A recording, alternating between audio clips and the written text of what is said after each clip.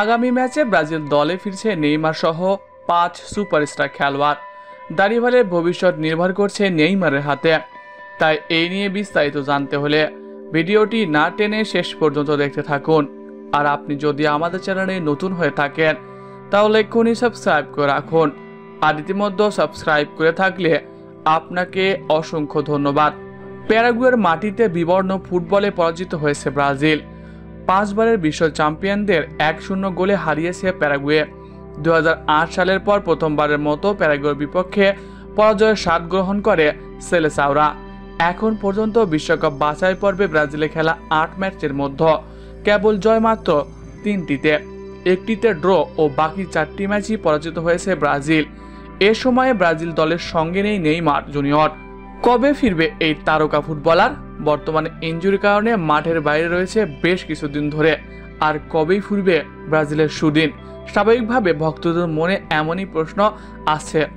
তবে এখনো 10 ম্যাচ বাকি রয়েছে ব্রাজিলের। বিশ্বকাপের মূল পর্বে সরাসরি জায়গা করে নিতে হলে ব্রাজিলকে এই 10 ম্যাচের মধ্যে অন্তত 8 ম্যাচে জিততে হবে। প্রশ্ন হলো কবে নেইমার জুনিয়র ফিরবে আর কবেই ব্রাজিলের স্কোয়াডটা পূর্ণ শক্তিতে রূপান্তরিত হবে।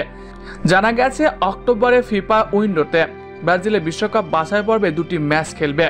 সেই 2 ম্যাচে পরিবর্তন আসতে পারে ব্রাজিলের বর্তমান স্কোয়াডে। সেখানে আসবে Neymar Junior, Gabriel Jesus, Richarlison, Gabriel Martinelli, Raphinha সহ ব্রাজিলের বর্তমান সময়ের সব তারকারা, যারা কিনা ক্লাব ফুটবলে আধিপত্য দেখাচ্ছে। আর সেটাই যদি হয়ে থাকে তাহলে অক্টোবরের উইন্ডোতে ভালো কিছুই দেখতে পারবে সেলেসাওরা। অন্যদিকে দারিভালের অধীনে ব্যর্থ ব্রাজিল।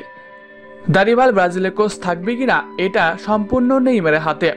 নেইমারের সঙ্গে আলোচনা করে দারিভালের ভবিষ্যৎ জানা যাবে।